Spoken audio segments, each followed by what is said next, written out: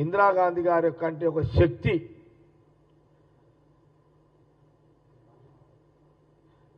కాళీ మాత అంటే ఇది ప్రజలు ఆ రోజులలో ఒక దుర్గామాత, ఒక కాళీమాత, దైవం తనతో ఒక దైవం లాంటిది అని ఆమె మనము మన ఇళ్ళలో కూడా మన తల్లిదండ్రులు కూడా బహుశా మనకున్న ఇప్పుడున్న రకరకాలుగా ఉండవచ్చు, కానీ ఆ రోజులలో మన పెద్దలు మన తల్లిదండ్రులు కూడా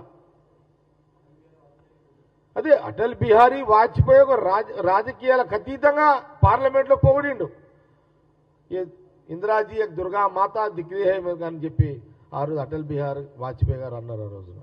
అంటే అట్లనే యావత్ భారతదేశంలో యుద్ధం కంటే ముందు కూడా ఇందిరాగాంధీ గారు అంటే ఒక మహాశక్తి, దుర్గమ్మ తల్లి అవతారము అనే ఒక భావన దేశ ప్రజల్లో ఆ రోజులలో ఉండే, ఇప్పటికీ అట్లనే ఉన్నది.